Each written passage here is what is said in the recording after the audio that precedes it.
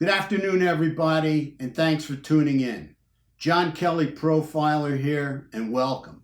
Welcome to our series on the Golden State Killer, the beginning of the end. Today we're focusing on Mr. DeAngelo, and I must tell you that everybody is innocent until proven guilty in a court of law, even Mr. DeAngelo, who is a major suspect, as being the Golden State Killer. What we have to look at today is the ingredients again that go into a serial killer, and definitely went into the Golden State serial killer. We have to look at this simmering anger that starts off in childhood and becomes explosive rage as they get older.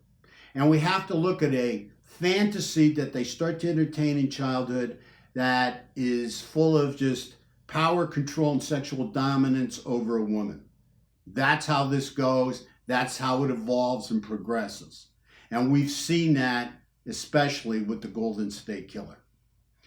Well, we've got some information from the Daily Mail, which is a UK newspaper, and it's very good information on Mr. DeAngelo. It was sent over to me by my colleague Pam.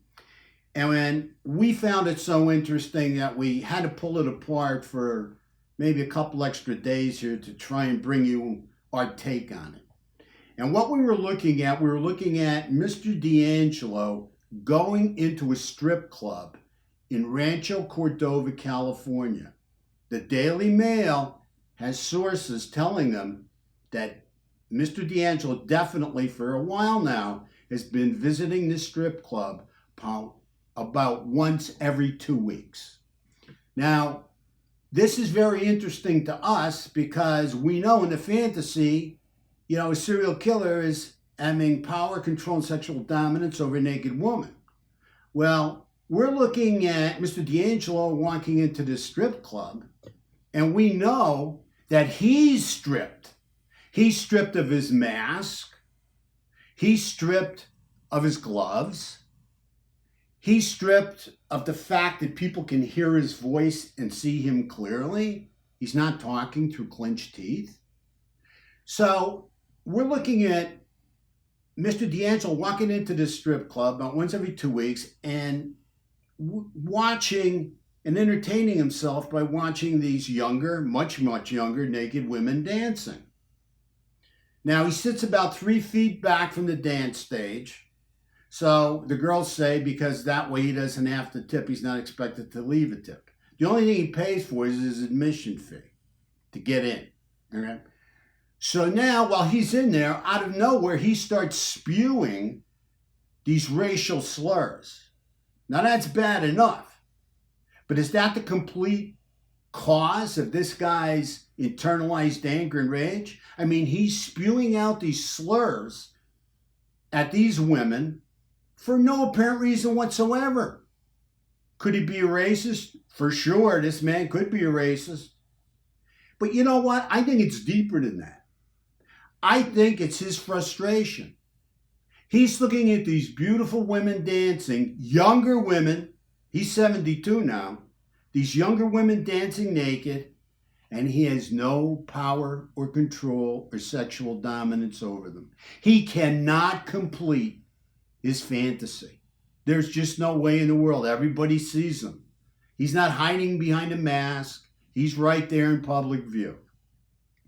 So I have to believe that frustration is causing this internalized rage to come out and just fly all over the place in different types of slurs. The girls have a name for him there. They call him Mr. Creepy. Yeah, he's known as Mr. Creepy there.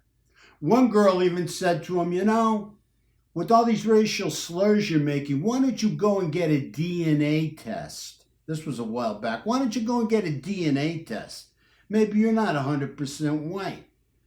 She said he got all nervous and scared and looked a little anxious when she mentioned the DNA test. That would be poetic justice. So anyway, the point I'm trying to make is, here's this guy at 72 years old, and he's still, in my mind, living in the fantasy, watching these young naked women dancing. Now this brings back to mind the years that we're missing.